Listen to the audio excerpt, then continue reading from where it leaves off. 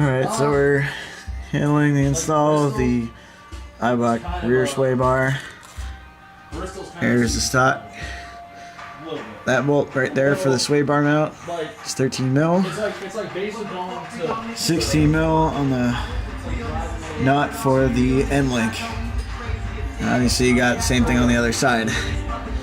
That's all it's going to take to remove that. So if you're working on 13-year-old BMW, if you never changed the sway bars out before, best is to use a little PB blaster on the end links, so that makes them a little easier to come off.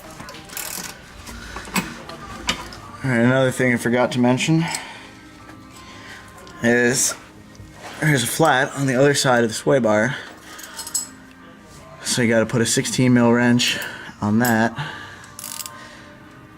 while you put your ratcheting wrench on the nut. Hold it down while you turn.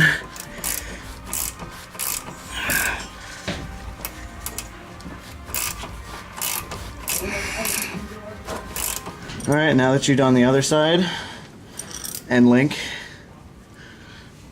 we got one 13mm bolt. Put a box wrench on the other side.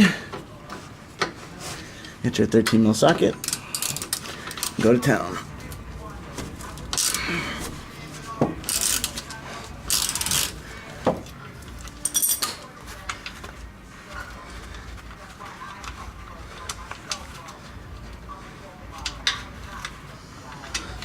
Once that's off, then I'm going to do the other side. Once you got the other side done, separate bushing mount.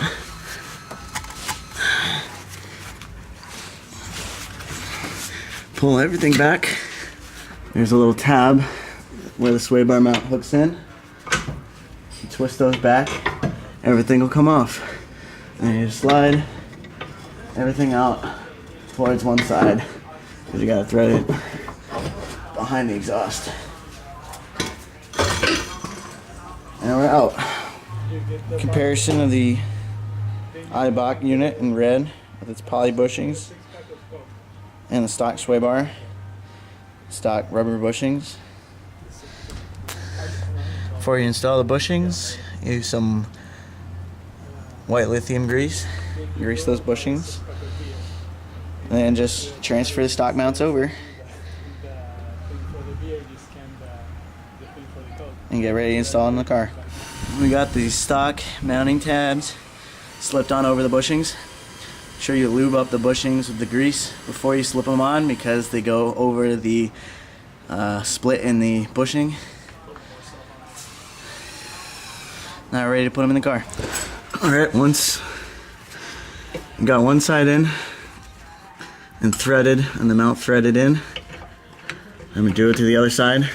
Make sure you get the top tab in first. Push this bushing over a little bit so you align the holes.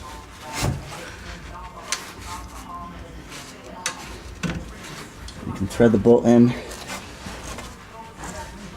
and the nut on the other side. Once you get that on by a couple threads, make sure both sway bar links in. All that's left need to be done is tighten down the sway bar mounts. Finally, once you got the other mount tight, thread this guy back on. Take your two 16mm wrenches. Gotta find the flat just behind the sway bar, and then go to town.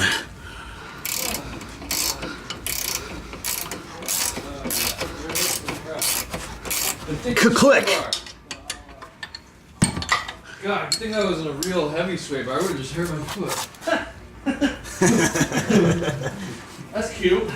Oh, it bends and stuff.